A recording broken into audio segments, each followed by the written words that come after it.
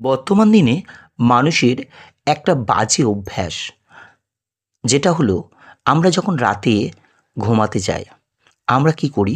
মোবাইলটা নিয়ে দীর্ঘক্ষণ ধরে মোবাইলটা ব্যবহার করতে থাকি। এর ফলে দেখা দেয় মানুষের শরীরে হাজার রকম রোগ, যেগুলি মানুষের মৃত্যুর দিকে ঠেলে নিয়ে যায়।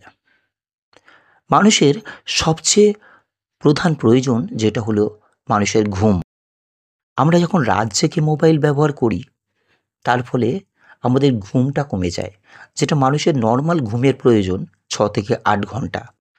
যখন ঘুম কমে যায় আর মোবাইল দীর্ঘক্ষণ ধরে ব্যবহার করার ফলে আমাদের শরীরে বাসা বাঁধে নানান রকম রোগ, যে রোগগুলি মানুষকে মৃত্যুর মুখে ঠেলে দিতে পারে।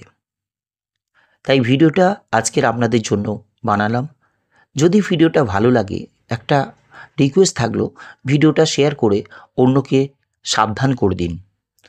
আর চ্যানেলে যদি নতুন হয়ে থাকেন, একটাই অনুরোধ, চ্যানেলটি সাবস্ক্রাইব করে পাশে থাকবেন। রাত জেগে মোবাইল ব্যবহার করলে যে 4টি ক্ষতি মূলত হয়। প্রথমত, ভুলে যাওয়ার প্রবণতা বেড়ে যায়, এটি একটি মারাত্মক রোগ। 2 নম্বরে দেখা যায় মাঝে মাঝে মাথা ব্যথা হয়। দীর্ঘক্ষণ ধরে মোবাইল ব্যবহার করলে আপনারা দেখবেন যে মাথাটা ঝিনঝিন ঝিনঝিন করে ব্যথা হচ্ছে। এই ছোট্ট ছোট্ট ব্যথা থেকে আস্তে আস্তে মানুষের বড় ধরনের রোগের সৃষ্টি হয়। তাই বলবো, মোবাইল বেশি ব্যবহার করবেন না রাতের বেলায়। 3 নম্বরে, চোখের নিচে কালো দাগ পড়তে থাকে।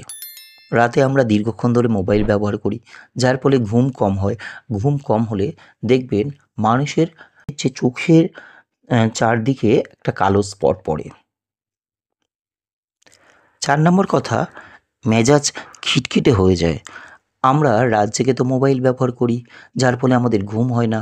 ঘুম না হলে পরের দিনে যখন আমরা কাজে যাই, কাজে এনার্জি লাগে না এবং আমাদের মেজাজটা সবসময় খিটখিটে ভাব হয়ে যায়।